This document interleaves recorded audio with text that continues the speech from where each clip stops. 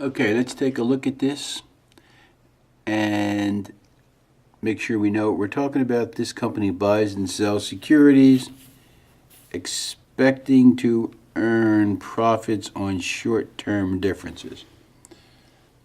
That's trading portfolio. So any unrealized gains or losses go to the income statement. So we have to keep that in mind.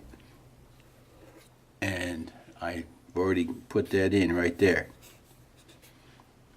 Because these are trading securities, any unrealized holding gains or losses are an element of ordinary income.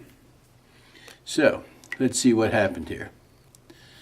On December 17th, we purchased 155,000 shares of this company's preferred shares for $542,500. Okay. 542,500, 542,500, and we have to remember that this is our trading portfolio. You don't have to include that. You need to remember that. Okay. Now it says we received cash dividends of $4,200. Okay, cash. $4,200, and that's just investment revenue, $4,200.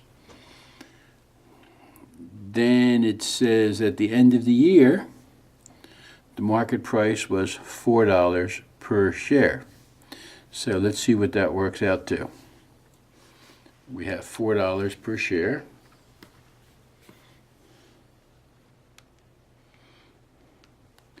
So it's $4 per share. And how many shares did we have altogether? 155,000. 1, 2, 3. So that's 620,000 altogether. Okay. And what did we pay for them? 542,000. So minus 542,500. 77,500. That's an unrealized holding gain of 77,500. So fair value adjustment to Grocer Supply. And this is a general suspense account, so you wouldn't necessarily have to do that. I just like to label everything because, well, I'm an accountant. 77,500. 77,500. This is the income statement. This is not other comprehensive income. This is going to the income statement. Then let's see what happens next. On January 5th, we sold the entire investment for $604,500. So let's take a look. We're getting rid of the entire investment, so we're getting $604,500. We're getting rid of $542,500 worth of shares. That's just a plug between those, so we have $62,000 realized gain. This gain now is realized. We actually got it. At the end, we have to, at the end of the year, we would have to. Once we realize this, we have journal entry dated the end of last year, reversing out this. So we're going to debit this and credit fair value adjustment. 77,500, 77,500. Essentially what that does is it puts the asset back at what we carried it for, what we bought it for. And we pick up all the realized gain here.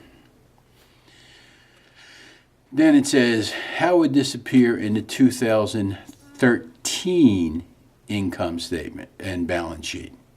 So, in the balance sheet and income statement for 2013, we're going to pick up this piece, we're going to pick up this piece, and we're going to pick up the 155,000 shares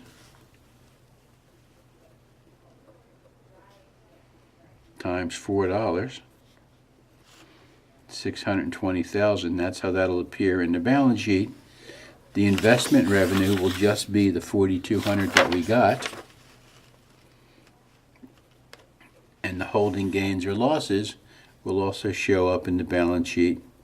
I'm sorry, the income statement at 77,500. This is the balance sheet up here.